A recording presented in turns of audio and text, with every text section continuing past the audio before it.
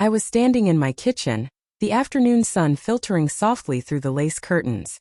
My hands hovered over the chopping board, holding the knife just for a moment longer than usual. Then he said it. "Mom, you're not a priority anymore." 3 words. Delivered like a sentence. Sharp, cold, absolute. No apology. No room for argument. I turned slowly toward him, the knife still in my hand, the blade catching the light but not cutting through the silence between us. He avoided my eyes, shifting his weight, as if those words were a fact he was simply stating and then walking away from. In that moment I realized I wasn't his mother anymore. I was a background noise in his life, like a faded photograph that no one really looks at anymore. The dinner I had been preparing, the years of late-night calls when he was sick, the scraped knees I had kissed better, the patience I had shown through every teenage tantrum and adult problem, none of it mattered now. "You helped," I thought bitterly. "But now you say I'm a problem." I set the knife down carefully, wiped my hands on the kitchen towel. The air smelled faintly of burnt toast and broken promises. I walked over to the window and looked out. The street was quiet. Shadows were long and stretching as the sun dipped low. Somewhere, a dog barked in the distance. Life outside continued unaware. The house that had held so many memories suddenly felt too empty, too cold. I wasn't a priority, I whispered to myself. I was a choice. And now I'm not the one they want. That night, I sat alone at the kitchen table.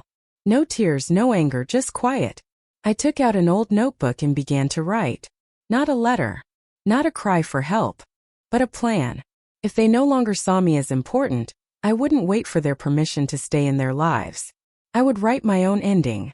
The day before, I had been in my living room, dusting off old photo albums and remembering better times. I remembered the first steps Michael took, how I held his small hand and promised to protect him from everything. I remembered his school plays, the awkward teenage years, and how I stayed up late helping him with college applications.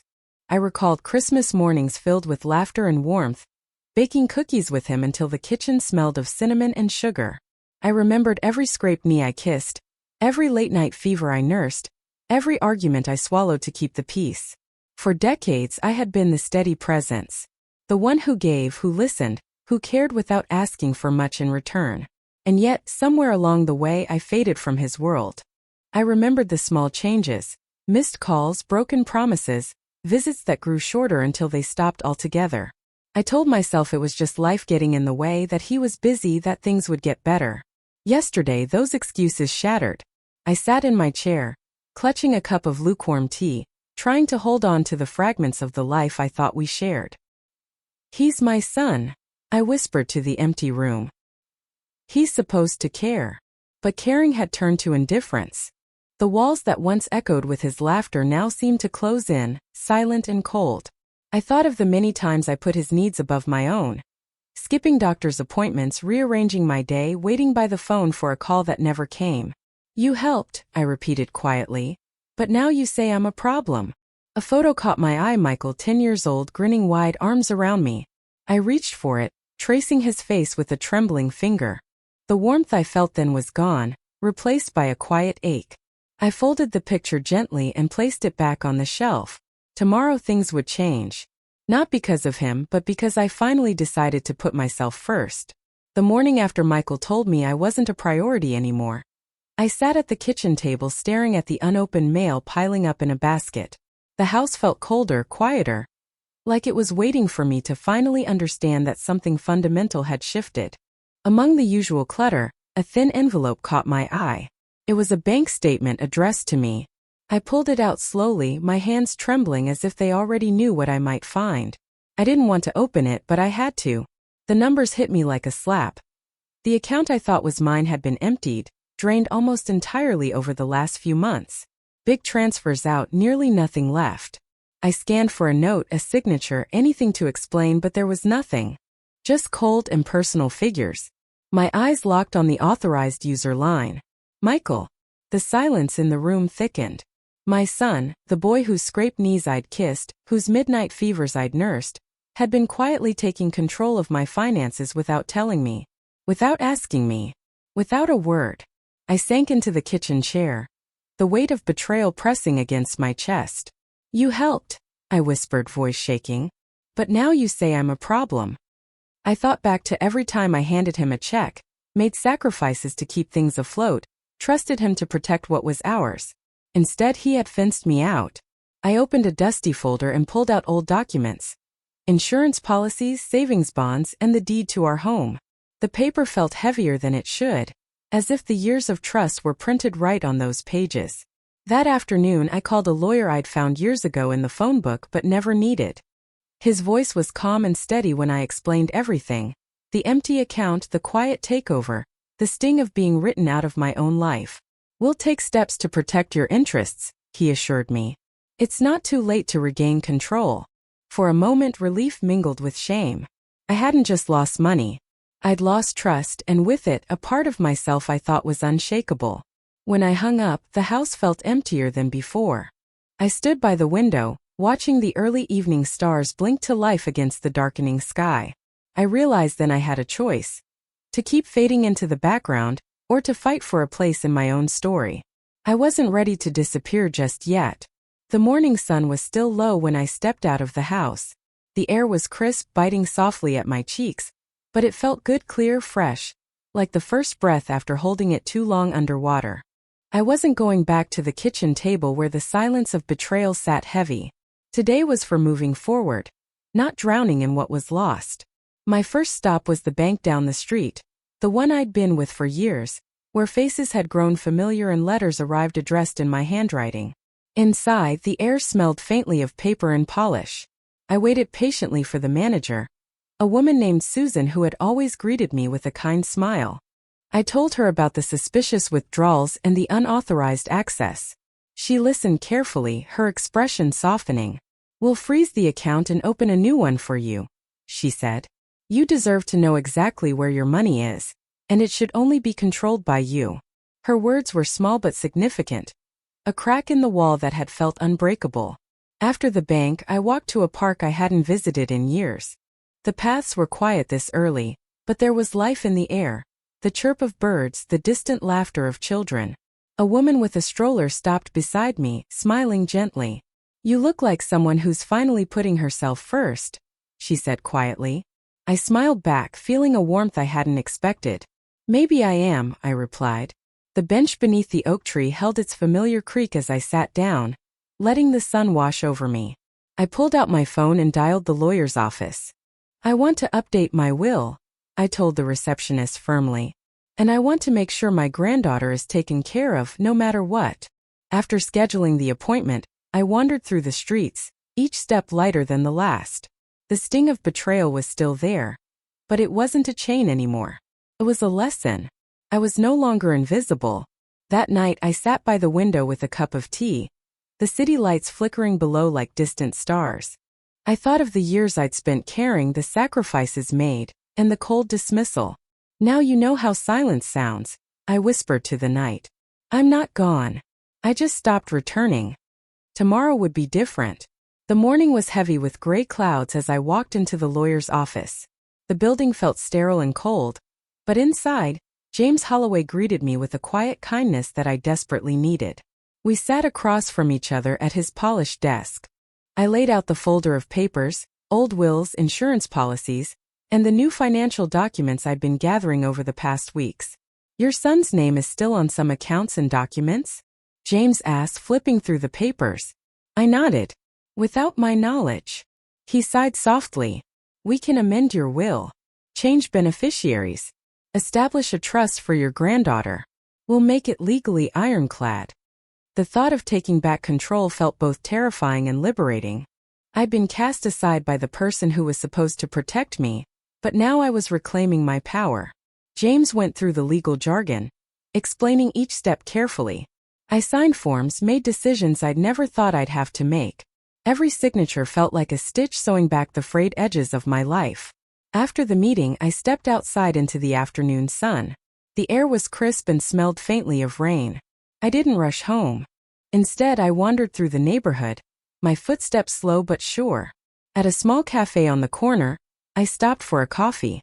The barista, a young woman with a bright smile, handed me a steaming cup without me asking.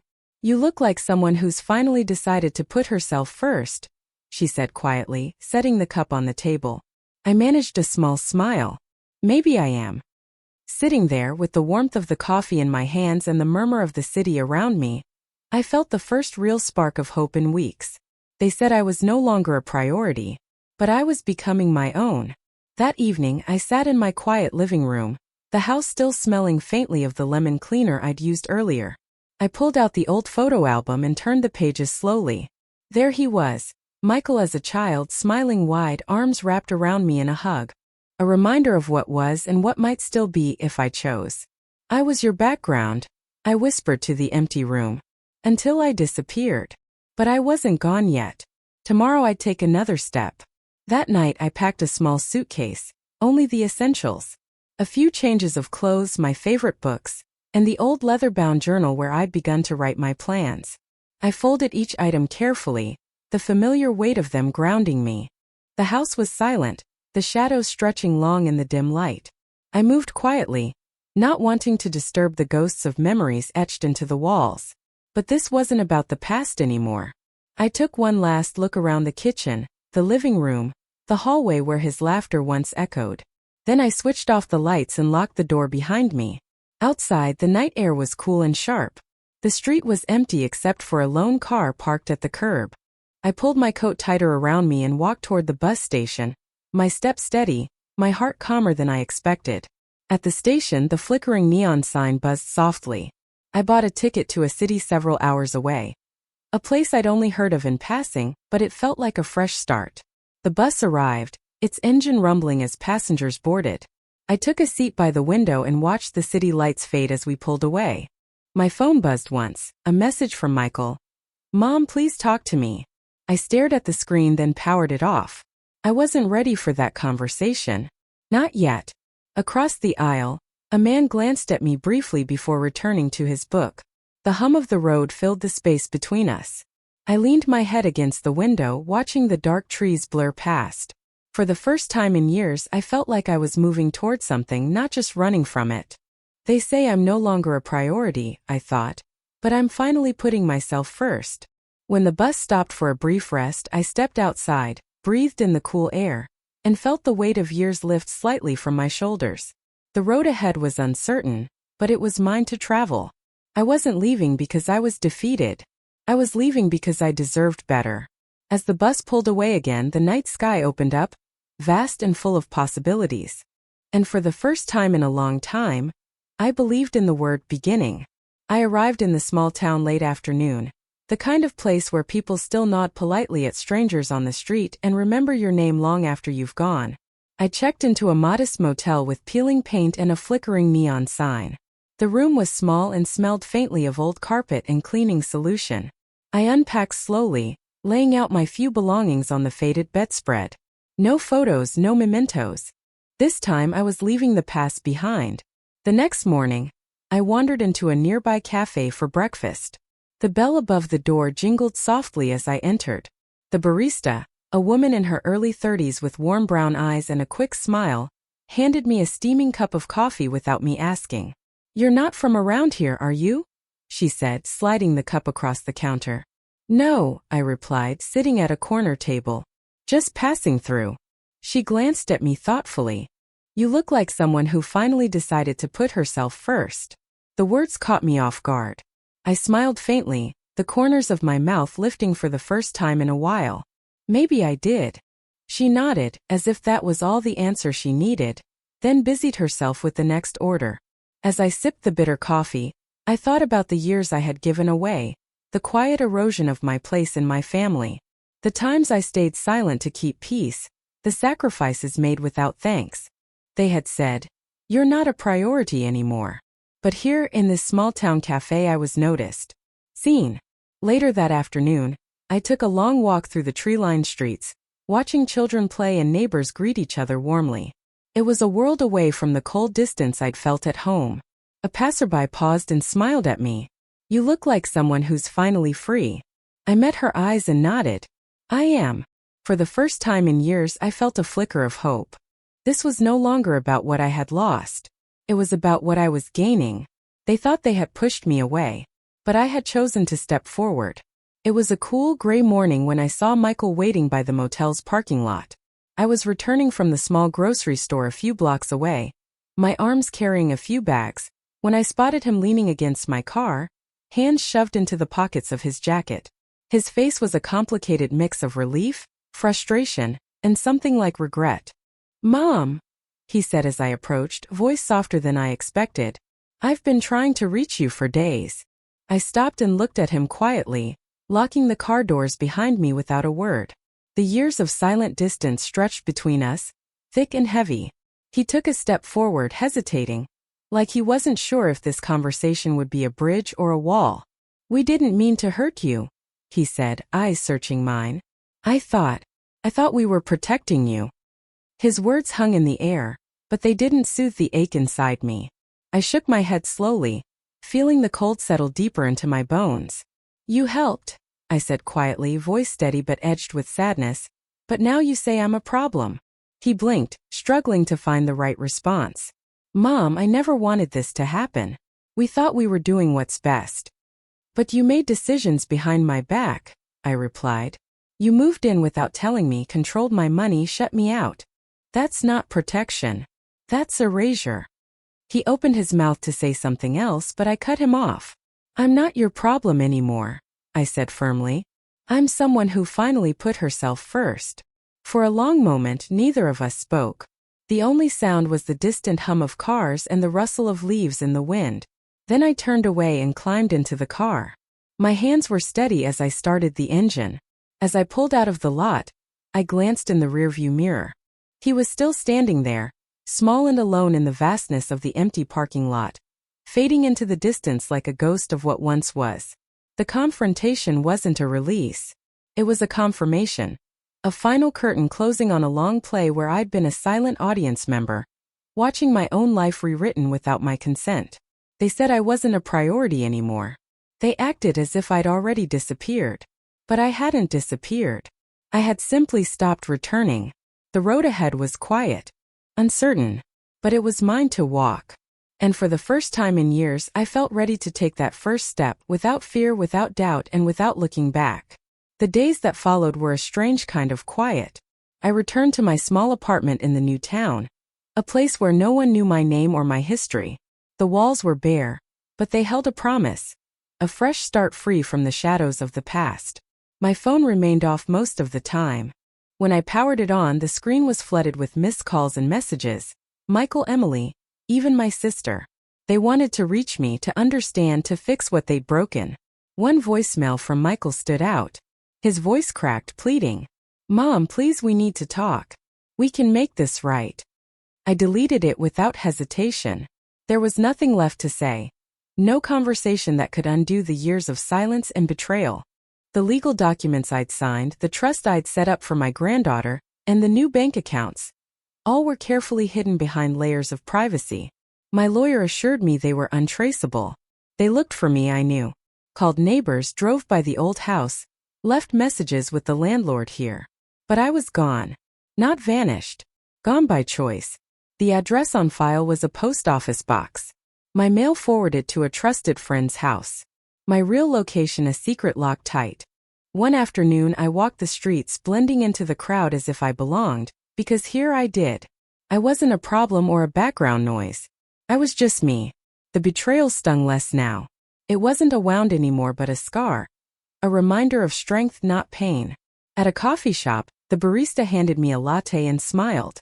"You seem like someone who's been through a lot. Welcome back to yourself." I nodded, sipping the warm drink, feeling a quiet pride I hadn't known I could claim. I thought about the years spent waiting for their calls, their visits, their attention. The hope that was slowly replaced by resignation. "They don't own my story anymore," I whispered. I wrote the final chapter myself. The night settled softly over the city as I returned home.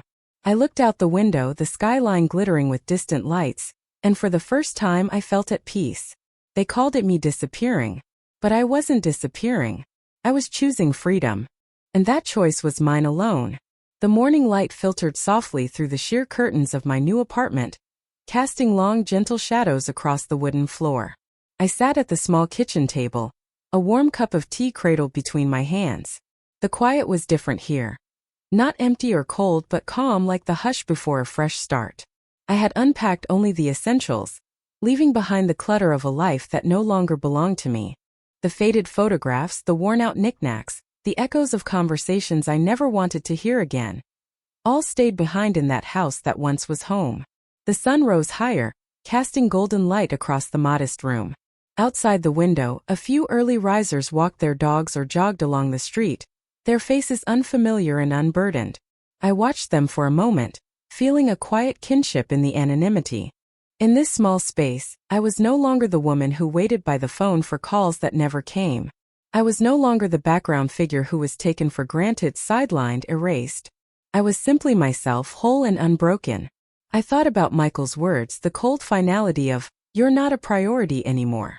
How those words had cut through years of love and sacrifice. But they no longer held power over me. I had rewritten the script. The will was changed. The trust was established for my granddaughter. My finances were secure beyond their reach. And my life finally mine to live. I sat back, sipping my tea slowly, savoring the warmth that spread through me. The past was a shadow, long but receding. Sometimes love is loud, full of words, arguments, and pain. But sometimes love is silence. I whispered the truth to myself, a final confession that carried both sorrow and strength. Silence isn't anger. It's a verdict. The quiet in the room was complete. Not emptiness, freedom. I stood and moved to the window, watching the city hum below, alive with possibilities. They thought I was gone. But I was here, present, whole, finally free. And that was the last word. Drop it in the comments. Hit subscribe. This is where we talk about what doesn't get forgiven.